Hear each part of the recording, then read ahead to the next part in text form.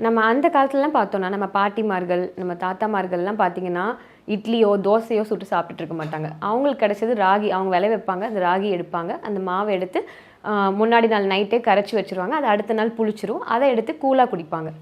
அது வந்து எவ்வளோ நியூட்ரிஷியஸ்ன்னு தெரியாமல் அவங்க குடிச்சிருக்காங்களோ இல்லை சயின்டிஃபிக்காக தெரிஞ்சு குடிச்சிருக்காங்களோ நம்மளுக்கு தெரியல. பட் அந்த மாதிரி நம்மளுக்கு வந்து இப்போது அதை நம்ம பார்த்தா இலக்காரமாக கூட நினைப்போம். இப்போ கூட ரோட்டில் ஆனால் இப்போ கொஞ்சம் பூமிங் ஆகிட்டுருக்கு. இப்போ ரோட்டில் வந்து கேப்பக்கூழ் எல்லா கூழுமே விற்கிறாங்க. அதை வந்து நம்ம அந்த ஹெல்த் பெனிஃபிட்ஸை தெரிஞ்சு நம்ம அறிஞ்சு வாங்கி குடிக்கிறோம்.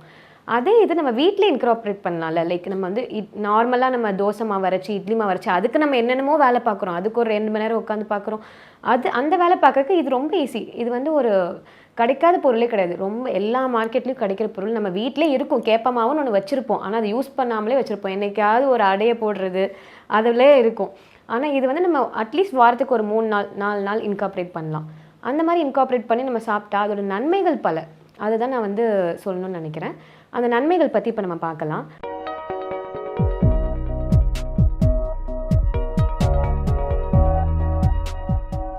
லைக் ராகிலேயும் வந்து நான் மெயினாக சொல்கிறது என்னென்னா கால்சியம் சத்து நிறையாவே இருக்குது. பாலை காட்டிலும் ராகியிலும் நிறையா இருக்குது. ஸோ நீங்கள் குழந்தைங்களுக்கு பால் குடிக்கலை, அவங்க இஷ்டப்படலை, நிறைய பேருக்கு லாக்டோஸ் இன்டாலரன்ஸ் அப்படின்னு ஒன்று இருக்கும். பால் சேராது நிறைய பேருக்கு. அதாவது பசும்பாலோ எருமைப்பாலோ சேராது நிறைய பேருக்கு. அந்த பால் குடித்தா அவங்களுக்கு வந்து அந்த உடம்பு வந்து ஏற்றுக்காது. அதோட இது வந்து என்னென்னா பல் அரிக்கும்னு சொல்லுவாங்க. ஸோ அந்த மாதிரி இருக்கிற குழந்தைங்களுக்குலாம் நாங்கள் ஆஸ் அ நியூட்ரிஷனிஸ்ட்டு டயட்டிஷியனாக ஃபிசிஷியனே என்ன சஜஸ்ட் பண்ணுவாங்கன்னா, நீங்கள் ராகிக்கு மாறிடுங்க, மற்ற ஃபுட்ஸில் நிறைய கால்சியம் இருக்குது, அதை நீங்கள் இன்கார்ப்ரேட் பண்ணிக்கோங்க அப்படின்னு சொல்லுவோம். ஸோ இந்த ராகியை வந்து நீங்கள் 1 டம்ளர் பாலில் இருக்கிற கால்சியமும் 1 ஸ்பூன் ஒரு 2 டேபிள் ஸ்பூன் ஆஃப் ராகியில் இருக்கிற கால்சியம் இன்னும் அதிகம். அதாவது 1 டம்ளர் பால் குடிக்க வைக்கிறதுக்கு பதில் நீங்கள் 2 ஸ்பூன் ராகி வச்சு எதனாலும் செஞ்சு கொடுக்கலாம். ஃபார் எக்ஸாம்பிள் அவங்க வந்து கூழ் குடிக்கிறாங்களா, கூழ் செஞ்சு குடிக்கலாம். இல்லை களி மாதிரி பாரிஜ்னு சொல்லுவோம். பாரிஜ்னா நம்ம it's a good baby weaning ஃபுட்டுன்னு சொல்லுவோம். அதாவது 6 மாதத்தில் குழந்தைங்களுக்கு தாய்ப்பால்லேருந்து நம்ம கொஞ்சம் கொஞ்சமாக சாலிட் ஃபுட் சேர்ப்போம் இல்லையா. அப்போ வந்து ஃபஸ்ட்டு நாங்கள் வந்து எங்களோட ரெக்கமெண்டட் டயட் வந்து என்னென்னா இந்த ராகி பாரிஜ் அப்படின்னு சொல்லுவோம். அது ஒன்றுமே இல்லை, 1 ஸ்பூன் பவுடர் எடுத்துகிட்டு நல்லா ஒரு கிளாஸ் தண்ணி ஊற்றிட்டு நீங்கள் ஸ்டவ்வில் வச்சு மிக்ஸ் பண்ணிகிட்டே இருந்தால் அது கொஞ்சம் கெட்டியாக ஆரம்பிச்சிடும். அப்போ வந்து நீங்கள் சால்ட்டோ இல்லை நாட்டு சர்க்கரையோ அது வந்து போடவே தேவையில்லை. 1 வயசு வரைக்கும் நீங்கள் போடணுன்னா ரொம்ப மைல்டாக ஒரு ஃப்ளேவருக்கு போட்டு என்ஹான்ஸ் பண்ணிட்டு அதில் கொஞ்சம் கீ கூட சேர்த்துக்கலாம்.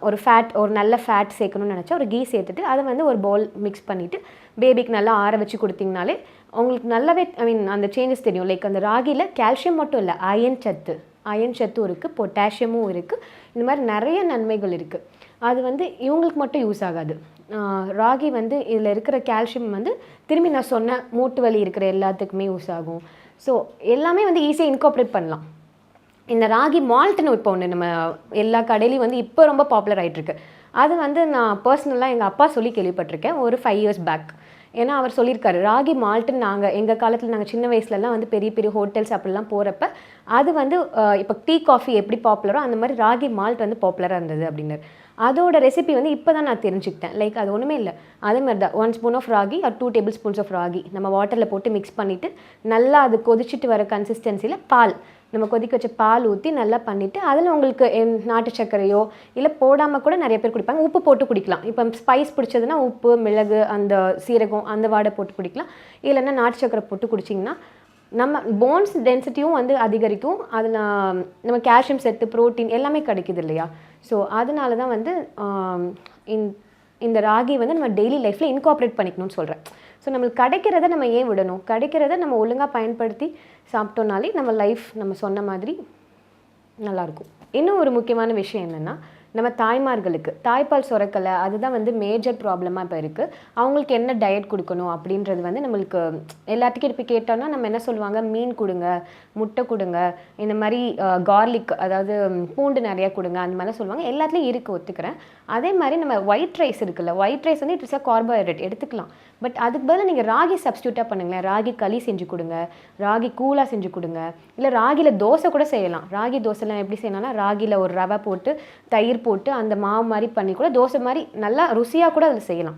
இந்த மாதிரி செஞ்சு கொடுங்க. அந்த மாதிரி செஞ்சு கொடுத்தா அவங்களுக்கு வந்து நல்ல பால் சுரக்கிற தன்மையும் வந்துடும், அவங்களுக்கு நல்ல எனர்ஜியும் கிடைக்கும். லைக் அவங்க வந்து எப்பயுமே வந்து ஹைட்ரேட்டடாக இருக்கணும். ஏன்னா அவங்களோட ரத்தம் தான் பாலாக மாறி போகுது இல்லையா? ஸோ அவங்களுக்கு வந்து முக்கியத்துவம் கொடுக்கணும். நம்ம லாக்டேட்டிங் மதர்ஸ் நம்ம பிள்ளையை மட்டும் பார்த்துட்டு அவங்கள விட்டுறக்கூடாது. ஸோ அவங்களுக்கு வந்து நீங்கள் இந்த மாதிரி ஒயிட் ரைஸு நம்ம நார்மல் கார்போஹைட்ரேட்ஸ் கொடுக்குறதுக்கு பதிலாக இந்த மாதிரி ராகியை கொடுத்தீங்கன்னா அவங்க இன்னும் பெட்டராக ஃபீல் பண்ணுவாங்க, எனர்ஜெட்டிக்காக, இன்னும் நல்லா பால் சுரக்கும்.